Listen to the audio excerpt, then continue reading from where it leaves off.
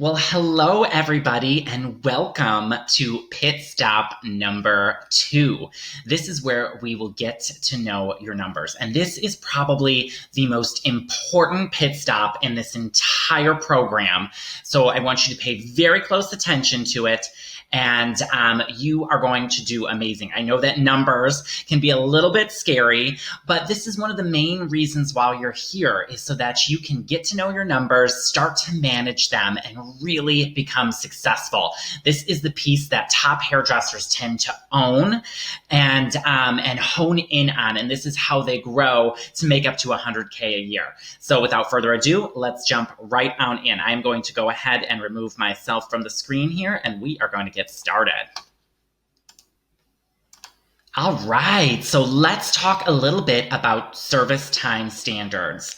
So, in order to maximize your earning potential, you're going to want to know what time it should take to complete each service. Now, I know that you probably have a general idea of how long it takes you, but do you really know how long it takes on an industry average and how long it takes, more importantly, top hairstylists to complete these services?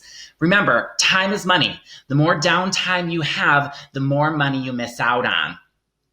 And so when you are completing services early and you have time to sit, you are losing out on income potential.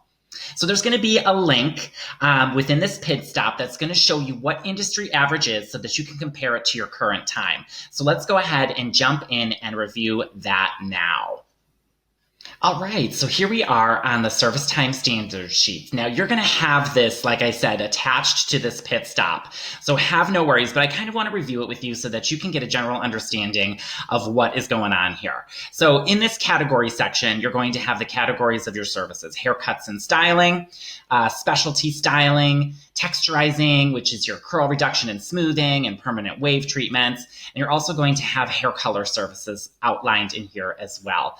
We know all of these standard services: haircuts here, special occasion and extension styling, texturizing, which we just went over, as well as all of your hair color services. That means color touch-ups, all over hair colors, highlighting services, toners, color removals, if that is something that you do, as well as double process coloring. So this is your bleach and tone kind of gals.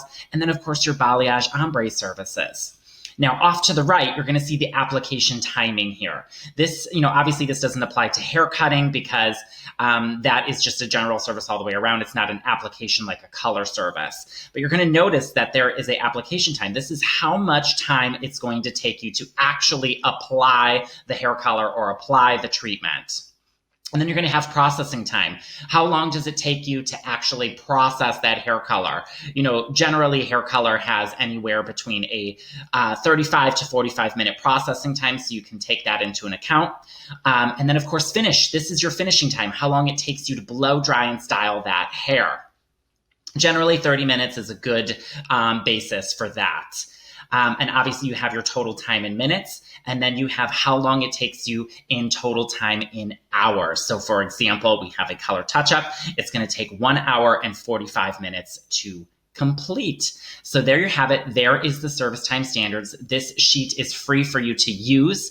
Download it in the pit stop here and use this to determine your pricing. This is a great tool for you to go in and compare it to what you have already in your software system and just know, where you're at currently. Because remember, time is money. So this is really your goal of what you want to achieve as far as time standards go. All right, so now that we've covered time standards, let's jump into the next number, which is productivity.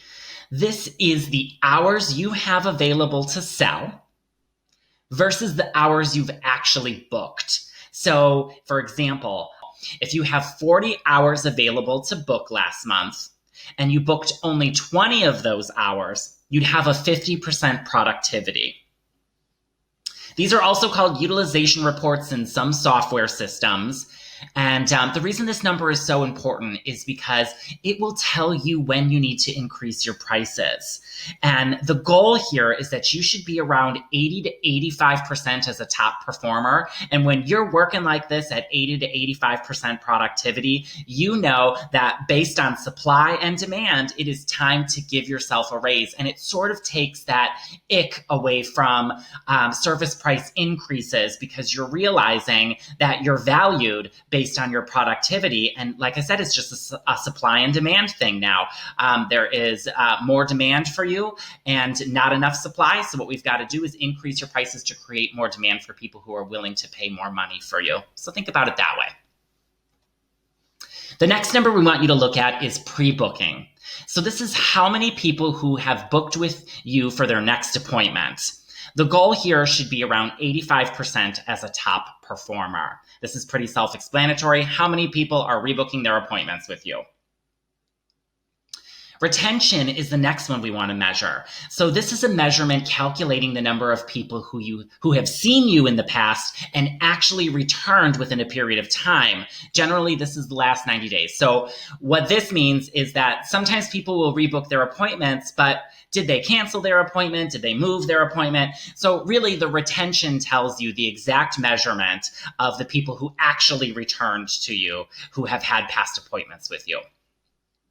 So this could be those that have pre-booked, just called in for an appointment, or walked in and was serviced. The goal here should be that you reach about 80% as a top performer. So retail to total sales, the number of retail dollars sold divided by the total service dollars plus the total retail. All right, so let's just give you a little example here. Let's say you did $400 in services for the day, plus you did $100 in retail. That's going to equal $500. So let's remember that number. And now what we're going to do is we're going to take the $100 we made in retail, and we're going to divide that by the $500 total. And that gives you about a 20%. So there you have it.